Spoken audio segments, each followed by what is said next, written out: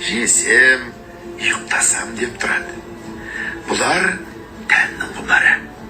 Бұлар болмаса, тән жанға қонағы бола алмайды, һәм өзі өспейді, қуат таппайды. Біреуі білсем екен демекілік. Не көрсе соған талпынып, шалтыр-шұлтыр еткен болса, оған қызығы, аузына салып, дәмін татып қарап тамағына, бетіне басып қарап, сырнай керней болса, таусына ұмтылып, онан ержетіңкірегенде, ит үрсе де, мал шуласа да, біреу күлсе де, біреу шыласа да, тұра жүгіріп, ол немене? Бұл немене деп, ол неге өйтеді? Бұл неге өйтеді деп көзі көрген, құлағы естігеннің бәрін сұрап, тыныштық көрмейді.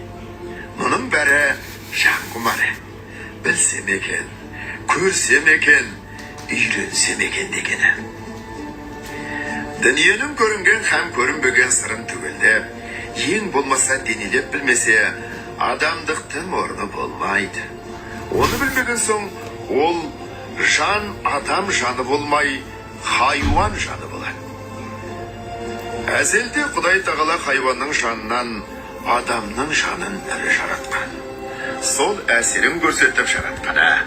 Сол қуат жетпеген, ми толмаған ессіз бала күндегі бұл немене? Бұл немене деп бір нәрсені сұрап білсем екен дегенде ұйқы, тамақта есімізден шығып кететұғын құмарымызда.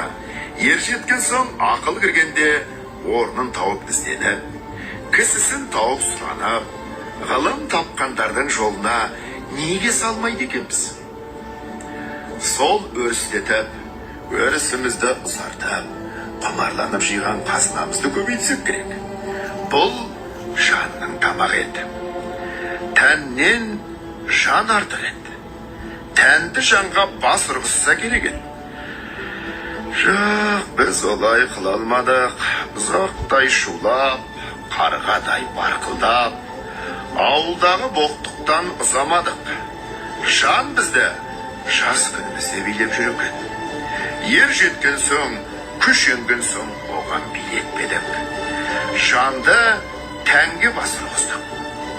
Еш нәрсеге көңілменен қарамадық, көзбен қарамадық, көңіл айтып тұрса, сенбедік. Көзбен көрген нәрсенің де сыртын көрген қақ тойдық. Сырын қалай болады деп көңілге салмадық. Оны білмеген кісінің несі кетіпті дейміз. Біреу айтса, ұқпаймыз. Біреу ақыл айтса, әй шырағым, өз білгенің өзіңе, өз білгенім өзіне. Кісі ақылымен бай болғанша, өз ақылыңмен жарлы бол деген дейміз. Артығын білмейміз, айтып тұрса, ұқпаймыз. Көкіректе сәуле жоқ, көңілде сенім жоқ. Құр көзбен көрген біздің хайуан малдан неміз артық. Қайта бала күнімізде жақсы екенбіз. Білсек те, білмесек те, білсек екен деген адамның баласы екенбіз.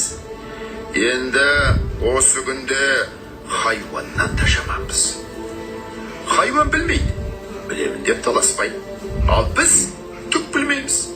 Біз де білеміз деп надандығымызды білімділікке бермей таласқанда, өлер тірілерімізді білмей, күре тамырымызда адырайтып кетеміз.